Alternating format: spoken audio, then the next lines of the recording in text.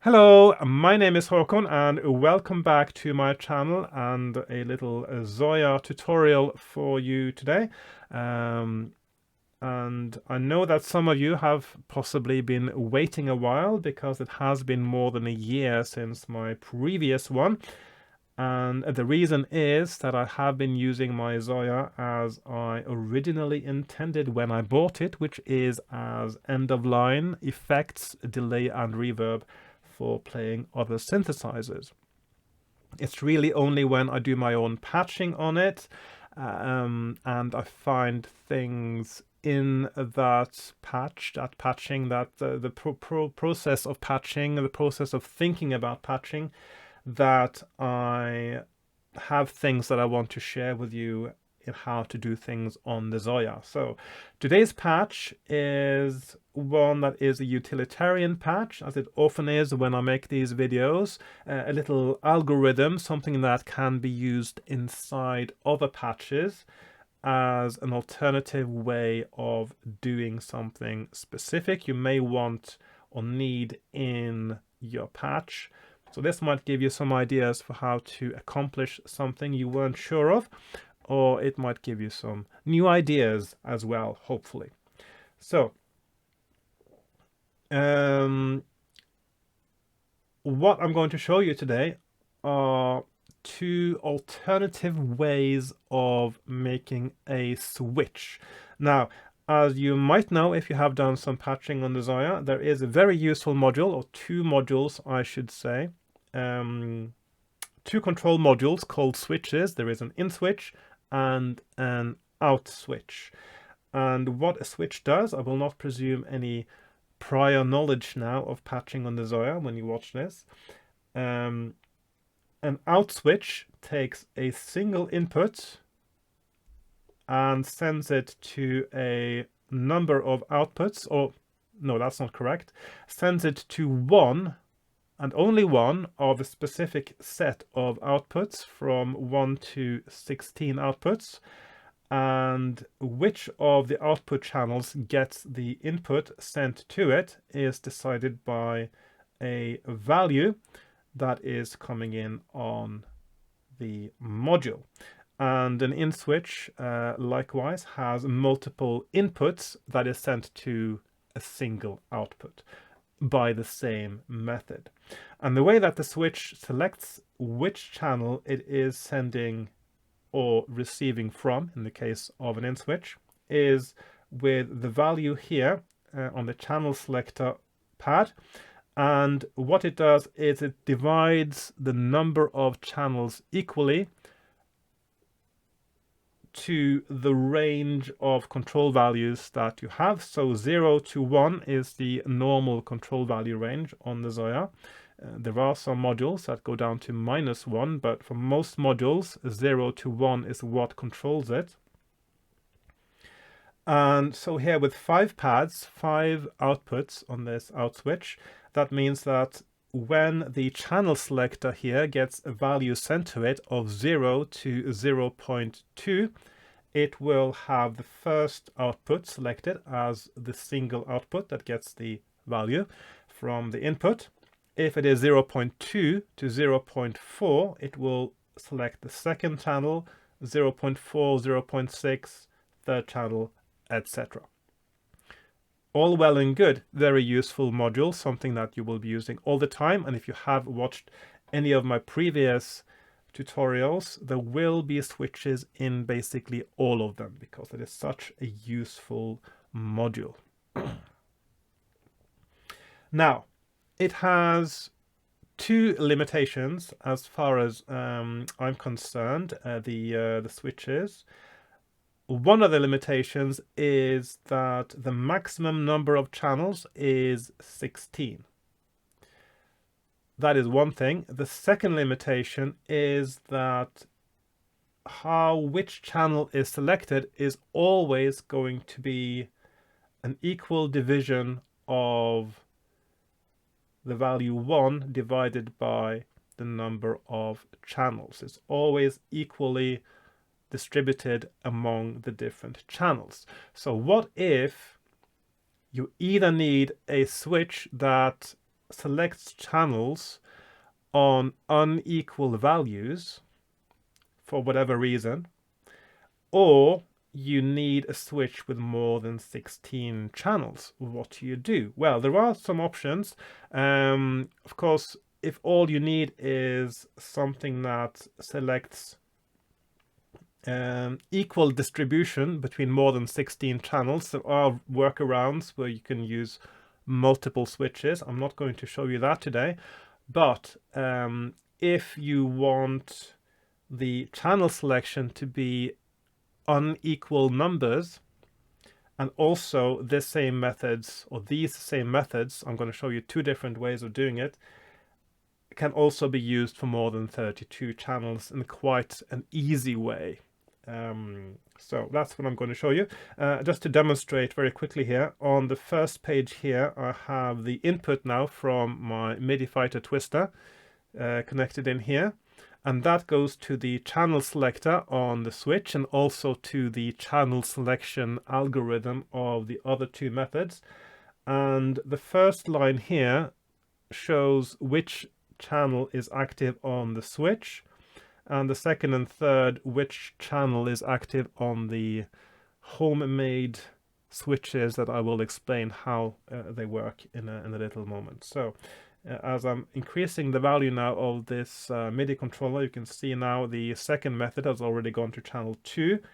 There the first one goes to channel 2, third one to channel 2 there, and so just to demonstrate that there are switching channels at equal times depending on the incoming value now from the MIDI controller. And by the way, somebody is going to ask in the comments probably, how do I connect the MIDI fighter twister to the Zoia? Well, the MIDI fighter twister is a USB only MIDI controller, but it is class compliant, which means that you can use a MIDI USB hub like this one here to connect it to the Zoia, which is what I do. Usually I have a proper MIDI hub, but of course this is just my demonstration setup right now, so I've got it a different place than where I normally keep my studio items set up. Okay, so the first method, of course, regular switch, all fine and well. Then I'm going to show you the second method of how to select between different channels. And that is both of the methods that I'm going to show you. They are based on mainly on comparators. So I've got a set of comparators here, one for each channel. So if I wanted more than 5 channels now for this switch to go through, I would have more than 5 of these. And of course, as long as you have CPU for it, there is no upper limit to how many comparators you can have in a set that now functions like a switch. So this is the first method. So a set of comparators here, and how a comparator works is it has an input, and in this case that is where I send the same value that was sent to the channel selector in the official switch module. So that's the, you can see the value go up here as the light gets brighter on from the MIDI controller here. So an input that's known as the positive input, and then it has a pad that's known as the negative input. And what you do with a negative input is that, or how that works, is that if the value in the positive input is higher, actually it's equal to or higher than the value in the negative input, then the output of the comparator is 1. It's a kind of logic circuit, logic module. So for the first channel here, the positive input right now is 0, the negative input is 0, and then the output is 1 because the positive input is equal to or higher than the negative input. So So that is your first channel selected. If you want to make a kind of switch now where you have an off stage where no value is going to come out at all, this can be a little bit easier with this method than with using a switch, because now you can set your first comparator to have a negative input just a tiny bit more than 0. So it could be 0.0001. So now already the first one output here is not active until you get past 0.001. But I'm going to leave it there because just to make it equal with the switch now in that sense. And then for each of the new comparators in order, you want to make these in order because otherwise it will get confusing when you patch them up. The next negative input you set to the value where above which you want the next channel to be active. So in my case, I'll just set it randomly now to 0.0687, quite a low value. The next one I set to 0.4349, 0.5585, and finally 0.9567. Those are just completely arbitrary values. Whatever values you need in your patch, this is where you set them for the different channels. So now the second channel will be active when the input value from, in this case, from the MIDI controller, but it could be from anything, is between 0.0687 and 0.4349. As long as it is between those two values, it will be the second channel now that is active, that sends out a value of 1 that can control whatever it is in your patch that needs to be controlled by a switch. So, but of course, that's not the whole story yet, because you need to also have a way of making sure that only one of these outputs are active. Because now, if you don't do anything else than make a set of comparators, that means that when this one, the second one, is activated, the first one will still be active. Because this one is active as long as the input is higher than 0. And this one as long as it's higher than 0.0687. So if you keep going up here, then at one point all of these would be active at the same time. So the way I'm solving that, is taking the output from the second comparator now and patching it into the negative input of the first one. So what that does is that when the second comparator is triggered, it adds 1 to the value of the negative input in the first comparator, which means that now the first comparator is no longer triggered, because the value here is going to be 1 and the value that is coming in is going to be less than 1 at this point. And likewise for the second, or for the third channel I should say, I'm patching that into the negative input of both of these first ones. You can see the pattern emerging here. So you just do these for every new comparator. You patch the output into the negative input of all the previous ones. And that means that only one of these is going to be active until, and this is very important, until they get to the last one. The last one needs to be patched a little bit differently, because otherwise, once the value of the input goes to 1, now the first one would still be active.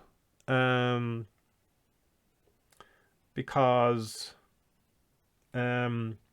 now you have a positive input of 1 and you have a negative input of 1, which means that the positive input is equal to the negative input and then it outputs a 1. So you want to avoid that. And the way I've done it, there might be other workarounds, of course, but it's very simple. So you have, doesn't matter how many of these comparators you have now, you put them up in order, patch the outputs into wherever you want, whatever you want to control, and into the negative input of all the comparators before it, And the last one I have patched into a multiplier over here, and a multiplier with two inputs.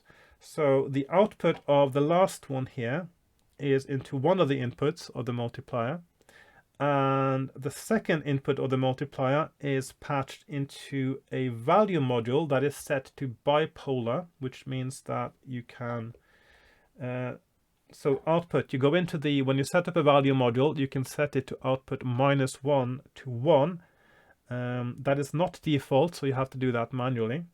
So I can just show you that actually. Control module value, and the default here is output 0 to 1, but in order to get a negative value, you want to change that before you make the module. I'm just going to delete that again now. So this one has a value of -1, and that is multiplied by this. So that means that when the last comparator is activated, which is when it's above 0.9567, in this case, arbitrary value, could be anything, then this multiplier sends out a value of -1, and that -1 is sent to the positive input of the first comparator. And what that does is, of course, making sure that the positive input of the first comparator is no longer going to be bigger than the negative input of the comparator. So you still want the output of this one, of the last comparator, also to be patched into the negative input of the first comparator to make sure that it also is more than 0, because otherwise it just zeroes out, and it because the positive input of a comparator does not go down to -1. Doesn't matter how much you add a -1 to a pad. Some of these modules only accept values between 0 and 1, and comparator is one of those, which means that if you send a -1 to the input pad here, and the value is, say, 0.1, the value at this pad will still not go below 0. So you still need to send this output also to the first one. I hope that was clear. If you have any questions, of course, put them in the comments below. So this ensures that only one of these outputs is going to be active at a time, but you can define exactly, of course now it's a bit hard to say because, see, like that, because in each of these, just also make sure, of course, you zero out your input before you start defining these. So you define which values you want to separate the channels on the negative inputs of the pads. That's one method. So this method works really well, but I would say that the main shortcoming of this method is that it's a little bit more of a chore to patch up if what you are planning to do is to make a really big switch. So of course for a small number of channels like this it is quite easy, but for a large number it gets quite a bit of a chore, because you have to patch in the output into all the negative inputs of all the comparators that come before it. So it's a lot of patching, and so I have made a second version that skips that bit, but at the expense of adding one more module in the setup. So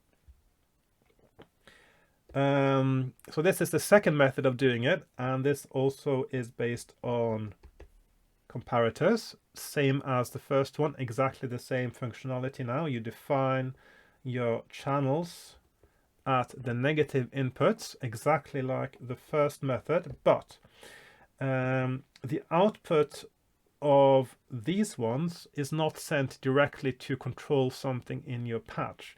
Before they do, they are connected to a logic gate. And this is a new module that actually didn't exist, I believe, last time that I made tutorials, or certainly not when I started making tutorials. I actually did make a tutorial a while back about how to create logic gates like these on the Zoia manually. Of course, now it is its own module, which saves a lot of time, but it might also mean that you forget how they actually work. So for someone who wants to understand how logic gates work, my tutorial on logic gates on the Zoia might still be useful. I might put a link to that up here for those who are interested, and you just ignore the actual patching, but of course the theory behind it is still valid, and I think interesting for those who want to understand how binary logic works. So now you have a logic module, and of course when you set up a logic module you define what operation it is supposed to do, and in this case the operation you want is exclusive OR. And what exclusive OR does is that the output of this logic module is only on if these two inputs are different. So one of these inputs needs to be 1, the other inputs needs to be 0 in any order, and then you get an output of 1. That's a simple explanation. You can look at the other video I mentioned if you want more detail. So what I do with those logic gates here is that when the first one here is, so yeah, let's just look at the, so the first channel here is connected to the first input of the first logic gate. And that way means that when this is active, then the output of this logic gate is going to be 1, and that is your channel selector. That's your active channel. That's the one, the value that gets sent out into the rest of the patch and controlling something else. And as you increase the value of the input now, you see that it activates a second channel, but this one is now off, and you can see that the logic gate here is suddenly got 2 pads showing 1. And the way I've done that is that let's go like that. So that means the output of each new comparator now is patched into the first pad of its own logic gate, but also into the second pad of the previous one. So I'm going to show you now. You can see there's a pattern there, which means that when this one activates, it deactivates the first one. When this one activates, it deactivates the second one.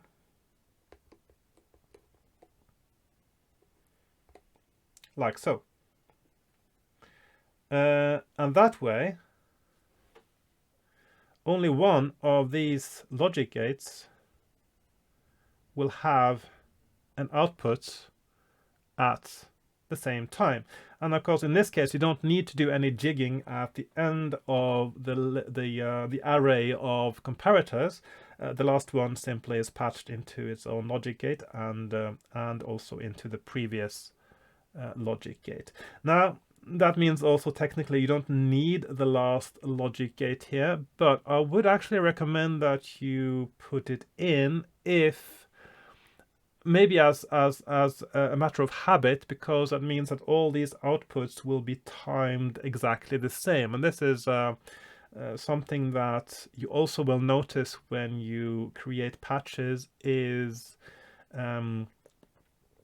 working with switches and comparators and any kind of CV control value processing on the Zoia introduces a little bit of a delay in when the signals are moving on to the next stage of your patch. So if, let's say, all these switches that I have made manually now, if they were to control a sample and hold, where the timing of when that sample and hold was triggered needs to be precise, which it very often does, then it is important that all the signals that either go into the value that is meant to be in a sample and hold or the trigger for a sample and hold need to come at the same time,